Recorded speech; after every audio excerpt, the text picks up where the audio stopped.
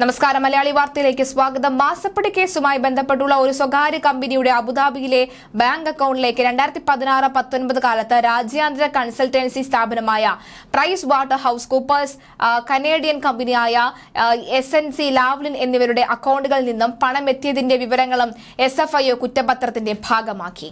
ഇത് സംബന്ധിച്ച വിവരങ്ങൾ SFIOയ്ക്ക് നൽകിയ ജീവനക്കാരനെ അബുദാബിയിലെ ബാങ്ക് പുറത്താക്കിയിരുന്നുവെന്ന് മനോരമ റിപ്പോർട്ട് ചെയ്യുന്നു. അതായത് SFIO അന്വേഷണം ഗൾഫിലേക്ക് നീങ്ങി. ഗൾഫിലുള്ള VVIP ലക്ഷ്യമിടുന്നതാണ് ഈ കുറ്റാരോപണം. മുമ്പും സമാനമായ രീതിയിലുള്ള വാർത്തകൾ പുറത്തു വന്നിരുന്നു. SFIO കുറ്റപത്രത്തിലെ കണ്ടെത്തലുകളോട് എങ്ങനെ വീണ വിജയനും മുഖ്യമന്ത്രി പിണറായി വിജയനും പ്രതികരിക്കുമെന്നാണ് നിർണായകമാകുന്നത്.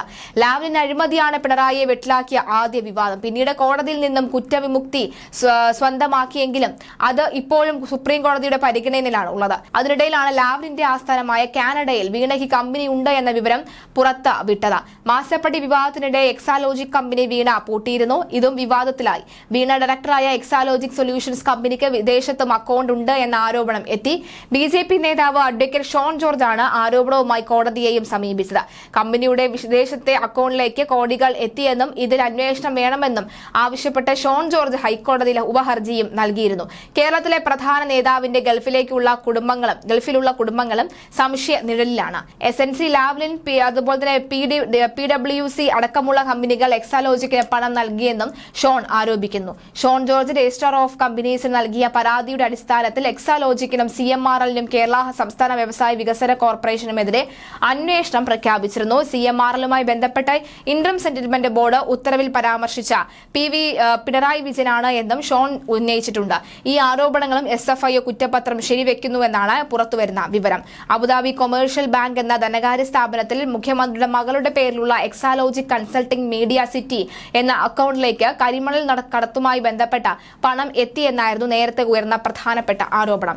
SNC ലാവ്ലിൻ, PwC അടക്കമുള്ള കമ്പനികളും ഈ അക്കൗണ്ടിലേക്ക് പണം നൽകി.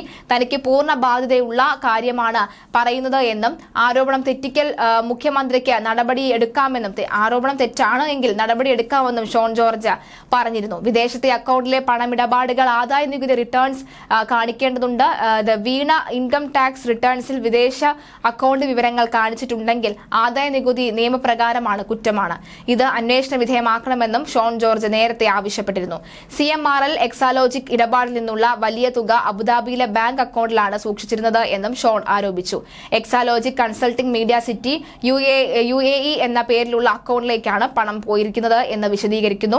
വീണ, തൈക്കണ്ടിയിൽ M സുനീഷ് എന്നിവരാണ് 2016 മുതൽ 19 വരെ ഈ അക്കൗണ്ട് കൈകാര്യം ചെയ്തിരുന്നത്.